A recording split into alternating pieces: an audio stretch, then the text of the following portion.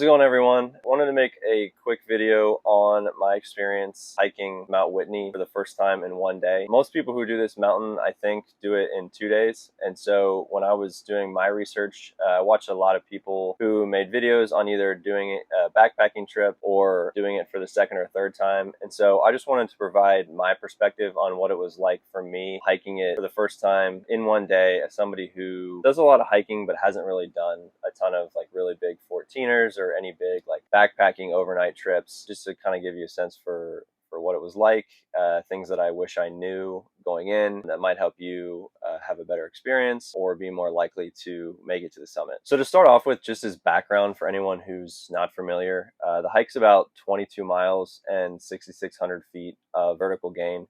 The official elevation at the top is 14,505 feet. Probably see a few different numbers, but either way, it's the tallest peak in the United States outside of Alaska, which is why it's so popular and so many people want to hike it. It is a pretty incredible hike. You get some pretty awesome views, and being able to say that you hike the tallest peak in the US outside of Alaska is a pretty cool feeling. So you do have to have a permit to hike the trail. It's a lottery system, which you can enter at recreation.gov.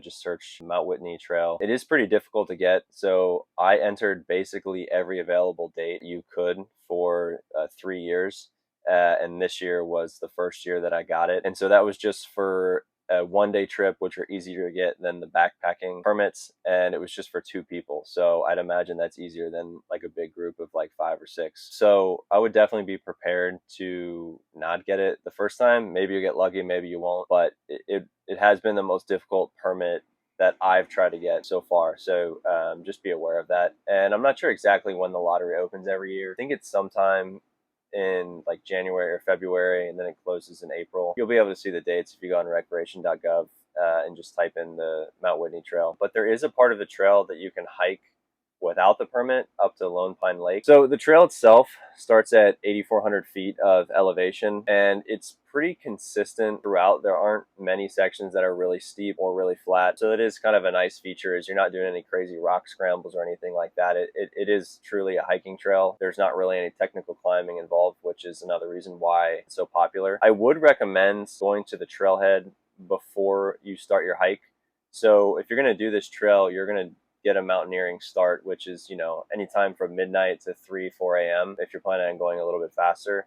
And so going up there for the first time in the pitch black when you're trying to get started, it can be a little disorienting. So it was really nice. We went up there the day before, and so when we went up at night, we knew where to park, we knew where the trailhead was. So that's something that I'd recommend if you're doing it for the first time, just kind of getting your bearings and knowing what you're walking into before you show up to start the hike. There is a store at the trailhead. I think it's just called like the Whitney Portal store. They do have some food. It's open like 8 a.m. to 6 p.m. I think. So if you get back in that time frame, you could get, I know they have like giant pancakes that everybody talks about, get cheeseburgers and stuff. I didn't eat there, but I know some people did and they really liked it. So something to consider. They've also got like souvenirs and stuff if you want to pick something like that up. But it's nice having that store right there, probably just like a few hundred yards from the trailhead. As far as the trail itself goes, it can basically be broken up into 3 sections.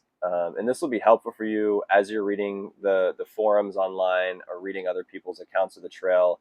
Everyone always refers to like the same landmarks. And so it's kind of nice to know what they're talking about and to kind of contextualize the way that the trail is laid out. The first section is from what's called the Whitney Portal to Trail Camp. And the Whitney Portal is really just a fancy name for the trailhead. They've got some like signs there that tell you a little bit about the trail, and they've got like a scale where you can weigh your bag, but it's really just the trailhead. And then Trail Camp is where most people who do the 2-day trip camp before they summit the next morning. It's right at about the halfway point. It's a little over 6 miles and about 3,600 feet of elevation gain. So a little over halfway in both the distance and the vertical gain. And through this section, you're really just climbing up out of the tree line to the base of the mountain itself. And so it kind of breaks it up into like 2 distinct sections. Once you do arrive at trail camp, that's at about 12,000 feet of elevation, which if you're going to have trouble with the elevation, that's where you're going to first start feeling it. You are up out of the tree line at that point, so you can get some pretty nasty wind and cold, even if you weren't experiencing that down at lower elevations. That was my experience. So until we got to trail camp, the weather was actually pretty pleasant. It was kind of chilly, but we didn't have any wind and it wasn't too cold. But once we got to trail camp, we definitely noticed the cold a lot more. It's very windy and there's no trees or anything. There are some rocks to take shelter behind, but the weather definitely gets more severe at that point. The next section is from trail camp up what are called the 99 switchbacks to Trail Crest. It's about 3-ish miles, 1,600 feet of elevation. And in my opinion, and I think most people would agree, it's the most difficult section of the trail. As the name suggests, it is 99 switchbacks just up the side of the mountain, and you are completely exposed. So if there is any weather, there's no place to hide, and you're kind of just stuck making your way up the side of the mountain. The switchbacks are also where some of the snow and ice can linger pretty late into the summer. So if you are going to run into any issues with snow and ice, this is probably going to be where it's at. I had micro spikes for my hike, which was on June 18th. There were still some sections where I needed them. So unless you're going in like July or August, I would definitely recommend just bringing micro spikes just to be safe. Better to have them and not need them than need them and not have them. The last section is from Trail Crest to the summit, which ends up being deceptively long. So once you get to the top of the 99 switchbacks, you kind of feel like you're done, but you've still got like 5 miles to go. It is deceptive too because it's almost like a false summit. So you come up over Trail Crest and then you go down a few hundred feet before going back up to the summit. And you can see the summit in the distance and it just looks like it never gets any closer. And it's also a very gradual slope up after that. And so it doesn't seem like you have that much more elevation to go, but you do. I don't know exactly how much it is, but I'd imagine it's maybe like 1,000, 1,200 feet. And at that point, you know, you're up above 13,000 feet. And so you feel the elevation pretty good. It is, though, the best in the terms of views. I mean, when you come up over Trail Crest, on the one side, you can see down into Sequoia National Park. And on the other side, you can see down the eastern slope of the Sierras into the desert. So it's a pretty spectacular view there. And kind of the rest of the way up, you get the same views. So that's a really rewarding part of the hike, just because you're so high up and there's nothing obstructing your view. Enjoy that while you're on your way up to the summit. The summit itself is very broad and flat, which is nice. It's not like some other mountains where you kind of have to wait in line for your turn at the summit. Everyone can spread out, enjoy the views from all sides. There is a hut up there. It's made out of like rocks, just to take shelter from the weather if you need to. There's also like a metal sign that's normally floating around. People take pictures with it. It just says like Mount Whitney in the elevation. So make sure you find that and snag a picture with it while you're up there. When you're planning your hike, weather is one thing you really need to be aware of, even in the summer months.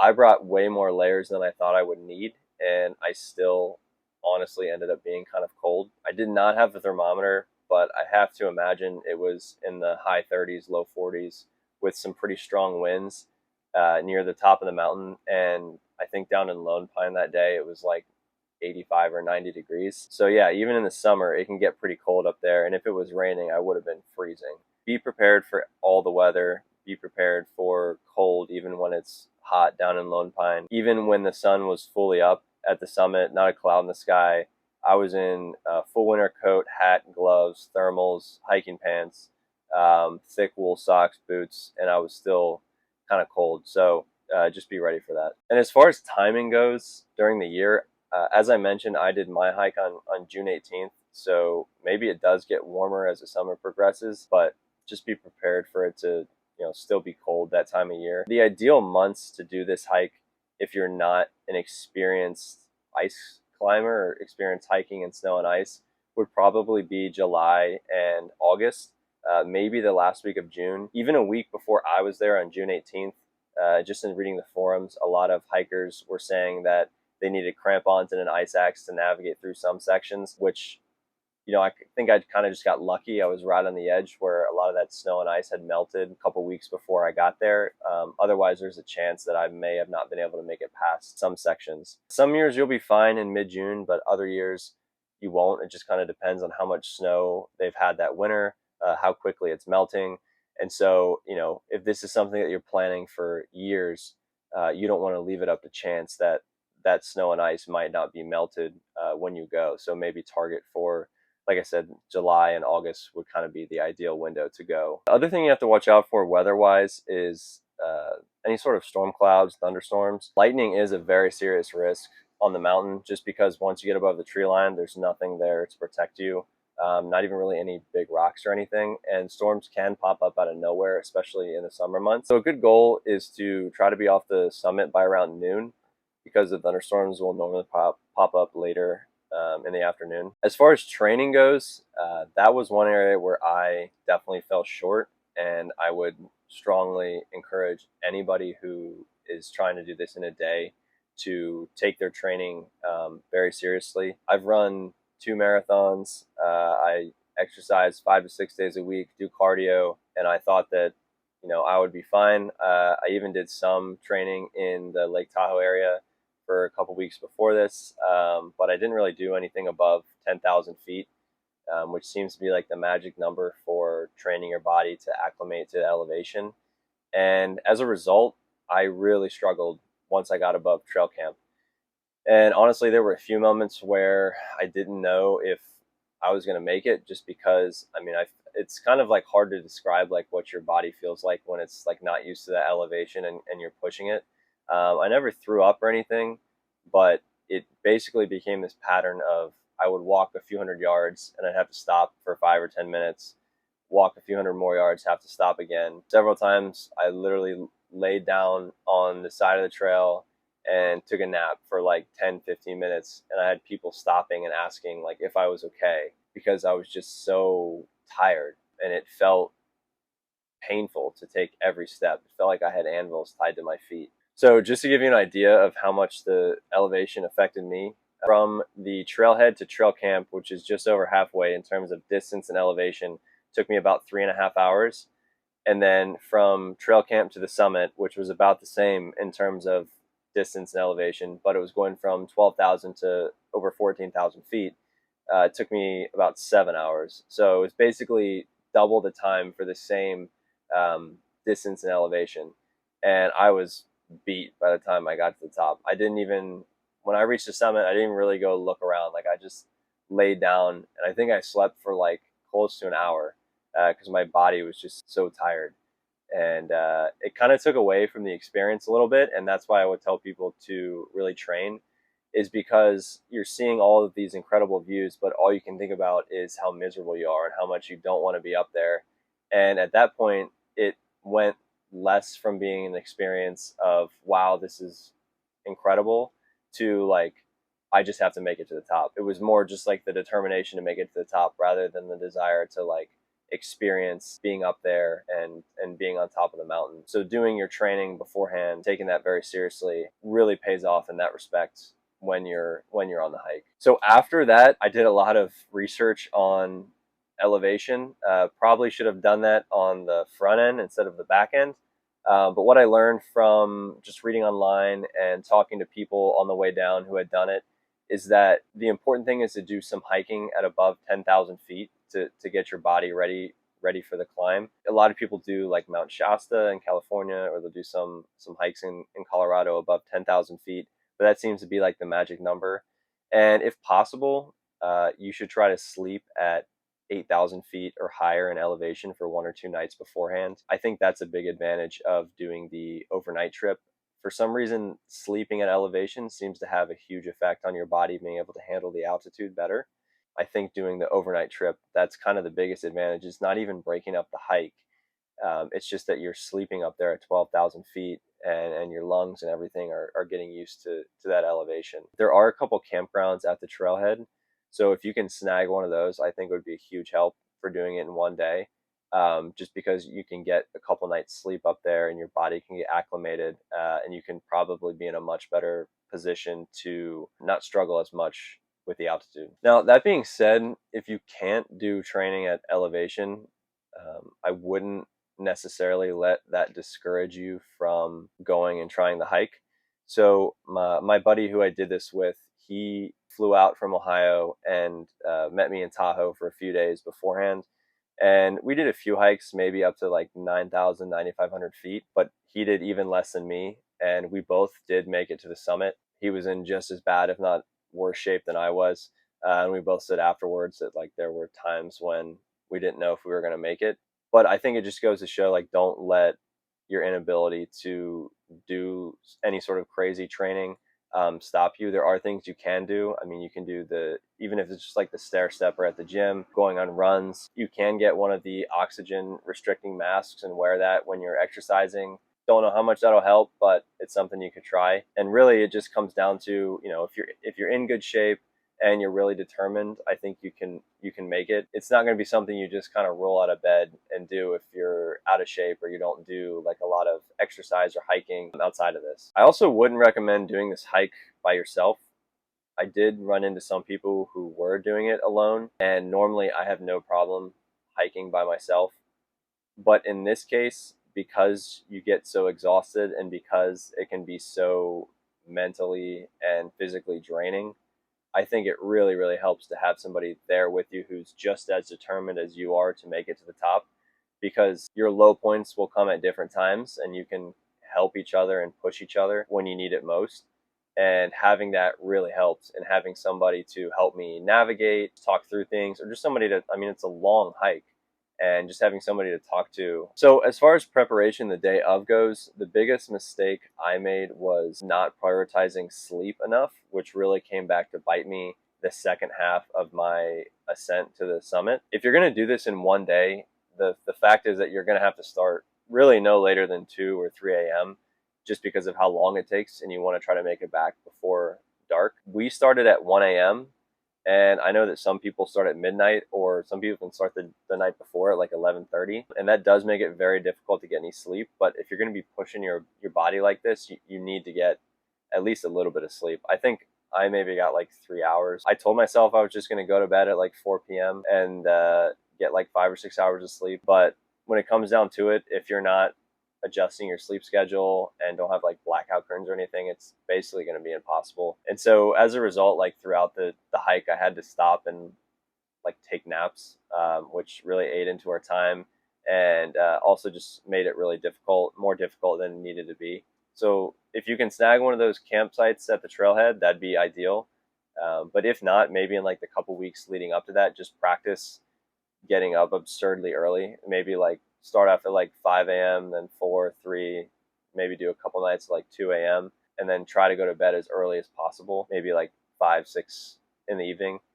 I think that would make a huge difference. And if I ever do this hike again, that's going to be one thing that I really prioritize. Another big mistake that I made was not filling my water up at trail camp. So there is water all throughout the bottom half of the hike, but once you get above trail camp, there's no reliable source of water to fill up from. That is another thing too. You have to bring some sort of water filtration system. I had a 3-liter water bladder in my hydration pack, and I went through that by the time I got to trail camp. I filled up my filter bag and drank that, and then I don't really know what I was thinking. I don't know if it's just because I was cold or what, but I decided that I didn't need any water between trail camp and the summit, which was incredibly stupid because it was like 5.5 miles to the summit and 5.5 miles back. And in addition to the elevation, that's partially what made it so difficult, is that I was dangerously dehydrated by the time I got back. So drink way more water than you think you need.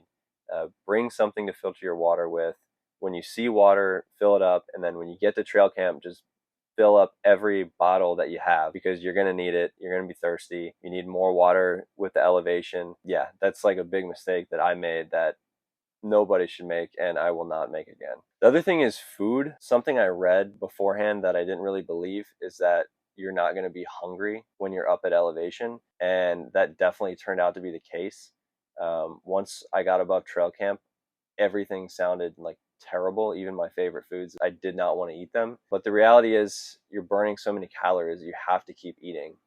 And so you have to bring foods that you're going to want to eat, which I did. But all I brought that I wanted to eat was candy. And so I basically ended up just having sugar for like most of the hike. And so I think bringing some sort of like sandwich or like something substantive and forcing yourself to eat it would be really helpful. I think making a schedule, an eating schedule before the hike would be helpful if you can stick to it, because you know, like, all right, like at this mileage I need to eat this. And so having like a schedule like that, because you're not going to feel hungry and you're not going to feel like eating, but you just have to stop and force it down to keep fueling your body.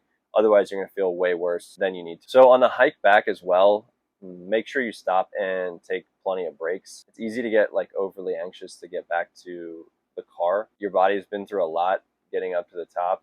And so on the way back down, you know, that's where most people's injuries happen. You know, people roll ankles or whatever just because they're going too fast, not really paying attention. Thankfully, I didn't have that, but we ran into a couple of people who did have injuries, slowing them down. And that's not something that you want to deal with because really there's nobody coming to get you. So one way or another, you have to make it back to the trailhead, and you definitely want to do that without any injuries. So in total, it took me about 18 hours from trailhead to trailhead. When we started, we did run into a couple who were coming back after more than 24 hours out on the trail. So that's something to be prepared for, especially if you run into an injury situation or you just have to stop and rest. A lot of people take more than 24 hours to do this. And so just letting people know too that you're going on the trail, that, you know, how long you might be, when to start worrying, I think is a good idea. Just because, you know, most people don't hike. If they know you were going on a hike and you've been gone for 18 more hours, they'll probably freak out. But just letting people know like how long it's going to be, I think is probably a good idea. Another thing I'd really recommend is purchasing the All Trails Pro subscription. They have a really nice feature where you can track your hike, and I've used it for years on all my hikes, and it's pretty accurate and lets you know when you get off the trail. Especially when you're hiking in the dark, it can be really easy to lose the trail. And so being able to pull your phone out and check to make sure you're on the trail and track your progress is really helpful. And to that end too, don't forget to bring a portable charger for your phone because you'll be out there for so long. Most phone batteries won't last that long. Mine ran down a couple times. You know, make sure you bring, you know, a pretty good portable charger to make sure your phone stays charged. So overall, just from a general sense, if you're considering this hike, I would highly recommend it. It was one of the most rewarding experiences of my life. I think it was probably the most difficult thing I've ever done, but the views you get at the top and just the experience of being out there is pretty unreal. So if you're considering it, definitely do it. Just be aware of the challenge that it's going to be. Do your preparation and do everything you can to have a safe and enjoyable experience. And it'll totally be worth it. And another point to that effect, in a lot of cases, I found that people will overhype how difficult hikes are, and so I kind of just assumed that would be the case with Mount Whitney as well. That like everyone, you know, just talks about how hard it is to make themselves sound cooler, but it actually is like really hard. And it was a very humbling experience for me, just to realize that like there's like a whole other echelon of like hiking that like I haven't done. And you know, you will see people on this hike doing crazy things. Like one of the times I was struggling the most right before the summit, I literally felt like I was going to die. And here comes this guy like running past me. He was trail running the mountain. Like he had like a belt on with a couple water bottles and like trail running shoes. And like I don't even know where he came from. Like I didn't see him like the rest of the trail. It was insane. Yeah, so it can be like a very humbling experience, but you know, don't take it lightly. And but if you do your preparation, take your preparation seriously, do your training. It's a very manageable climb, no technical sections, really just a hike, and it's totally worth it. So that's about all I've got. Hope you find this video helpful. Like I said, really just wanted to make it to provide my perspective and hopefully give you some information that I wish I had before on the front end. If you have any questions, put them in the comments. I'll be happy to answer them. Really just want to help people get the information they need to go do stuff like this. And yeah, that's it. So thanks for watching.